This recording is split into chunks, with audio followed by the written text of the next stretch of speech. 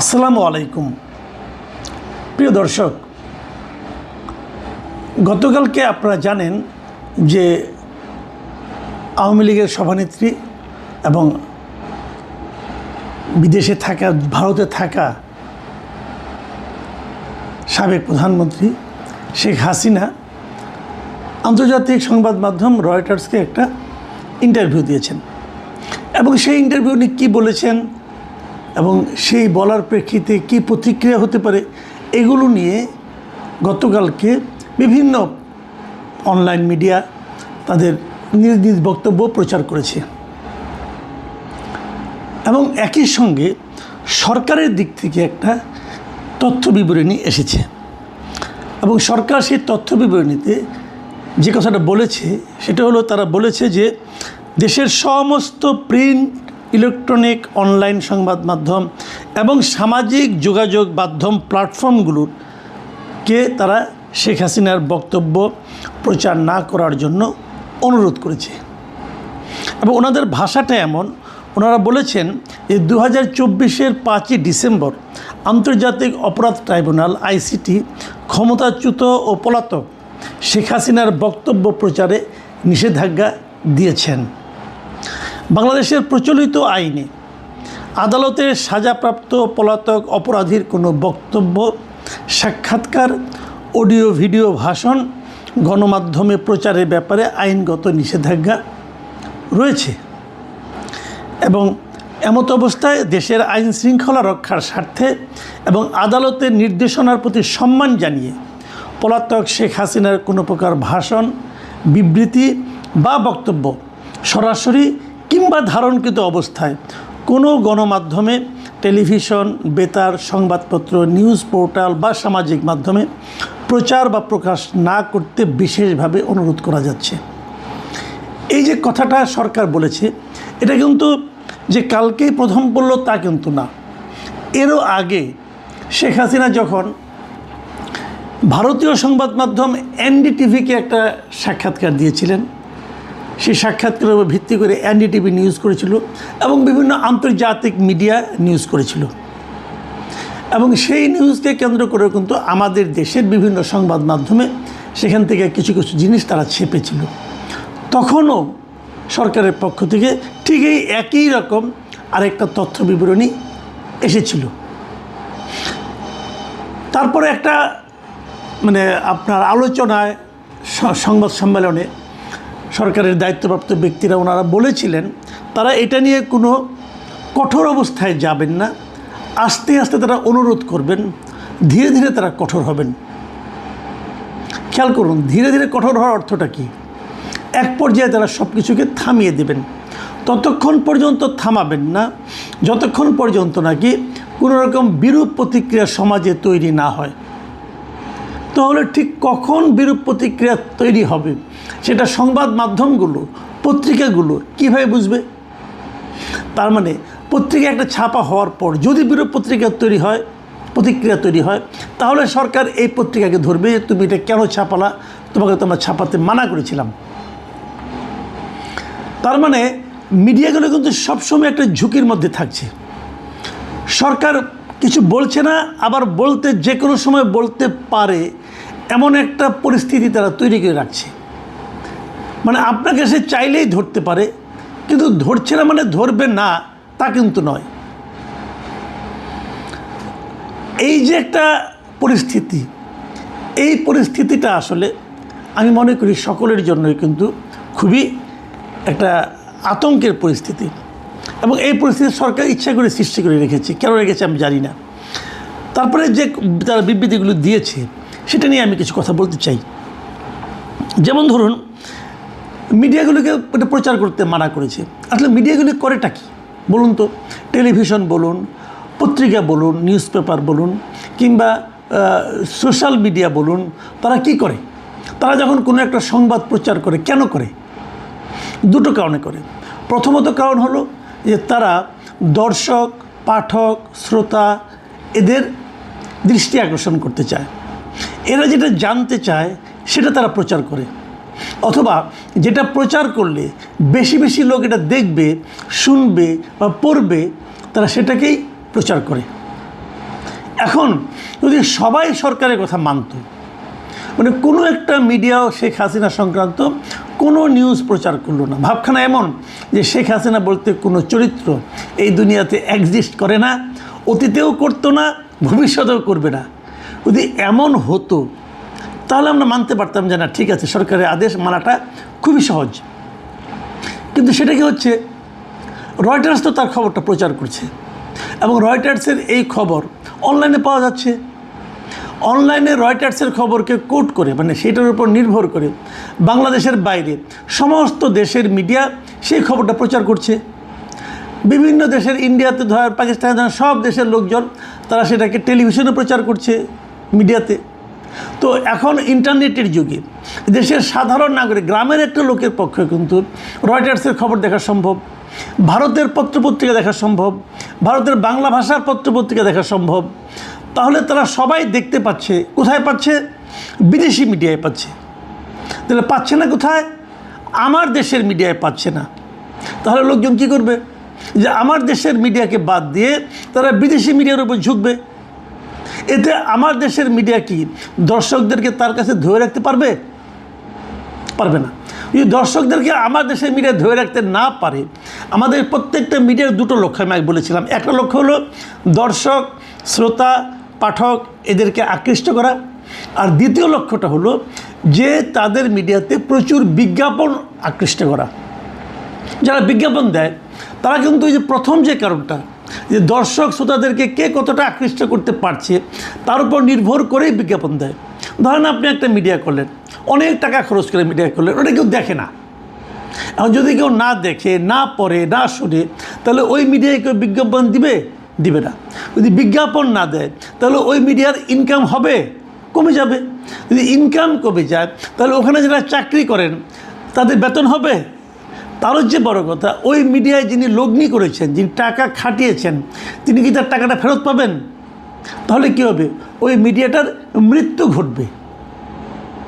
তাহলে সরকারের তথ্য মন্ত্রণালয়, যা নাকি আমাদের এই সমস্ত মিডিয়াগুলোর অভিভাবক, তারা কি করতেছেন?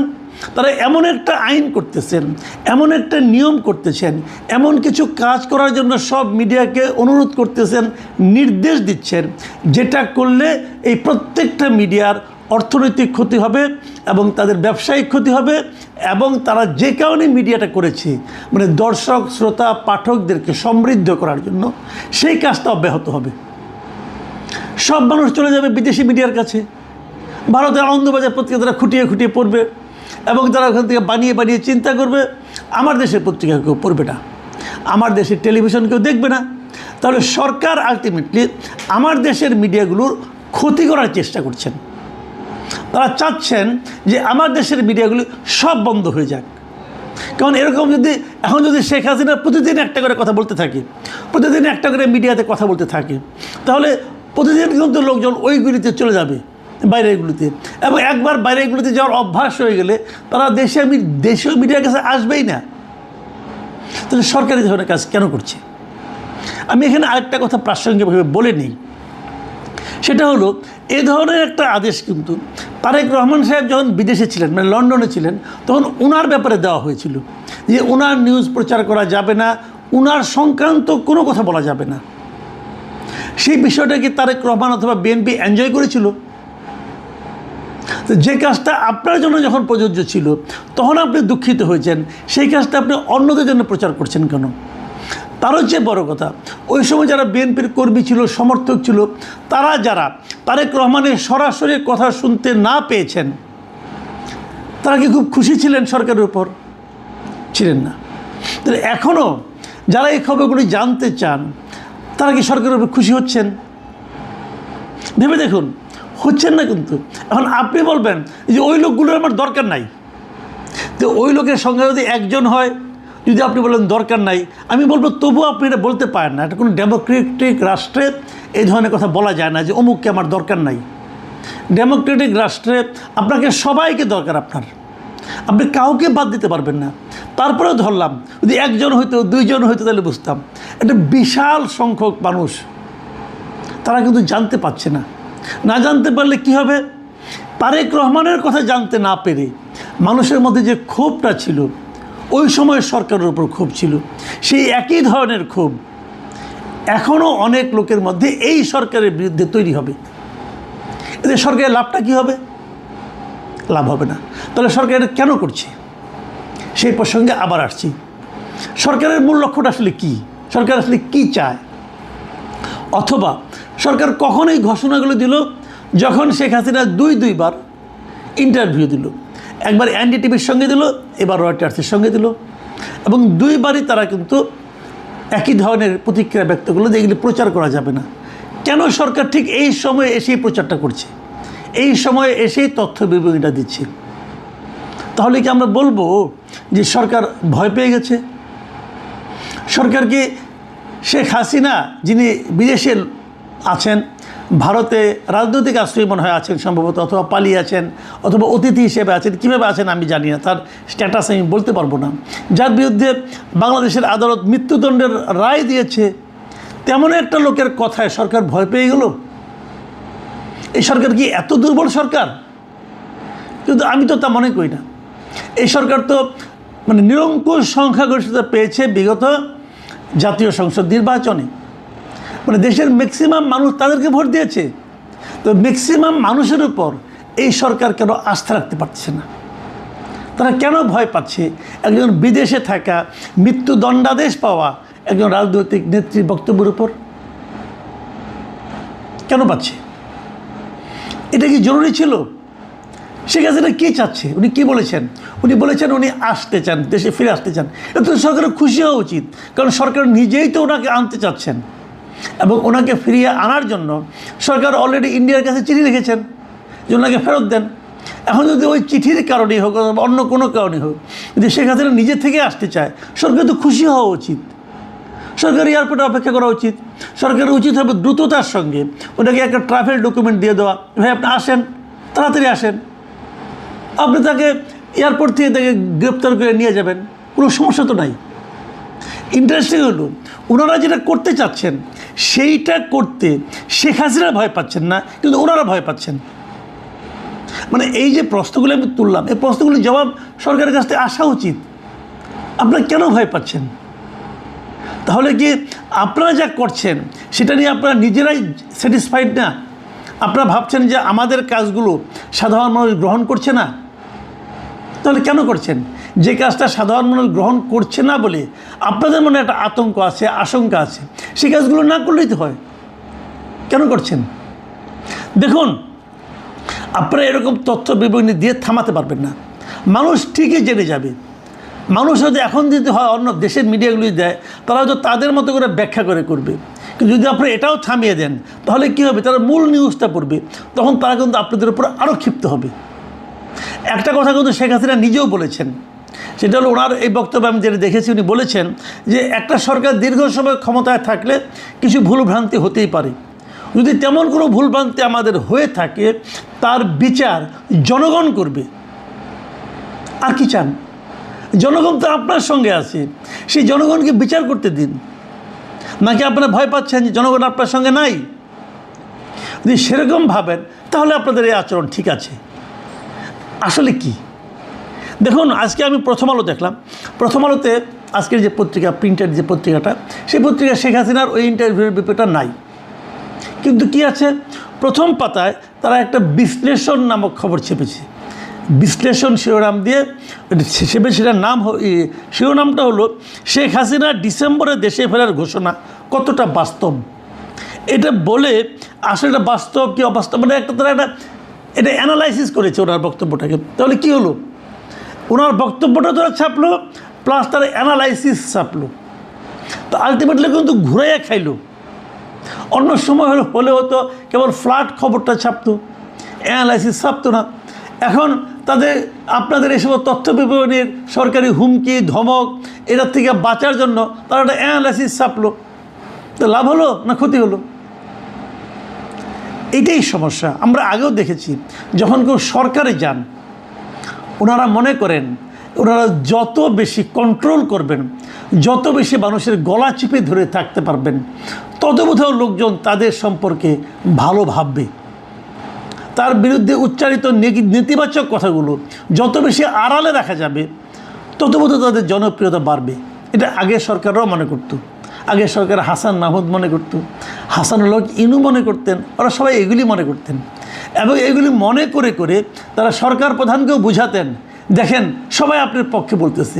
কতগুলো সাংবাদিক নামধারী ব্যক্তিকে তার সামনে হাজির করাতেন, করিয়ে বলতেন, দেখেন সবাই আপনার প্রশংসা করতেছে, মিডিয়া আপনার প্রশংসা করতেছে।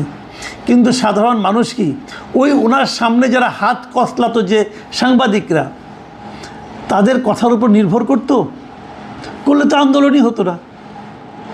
এখনও সেরকম হয়তো আমার ধারণা সরকার প্রধানের আশেপাশে কিছু লোক আছেন যারা সাধারণ মানুষ কি বলে কি ভাবে সেগুলো সরকার প্রধানকে জানান না, এবং তারা হয়তো মনে করেন এটাই বোধহয় টেকনিক। তারা কিন্তু সেই আগের টেকনিকে যাচ্ছেন, কাউকে কথা বলতে দেব না, এবং পত্রিকাগুলোকে যদি আমি কথা বলতে না দেই তাহলেই বোধ করি সাধারণ মানুষ আমাদের সম্পর্কে প্রকৃত তথ্যটা জানবে না। তাহলেই হয়তো সাধারণ মানুষ আমাদের বিপরীত মতাবলম্বী যারা আছে, আমাদের বিরুদ্ধ মতাবলম্বী যারা আছে, তাদের কথা শুনতে পাবে না।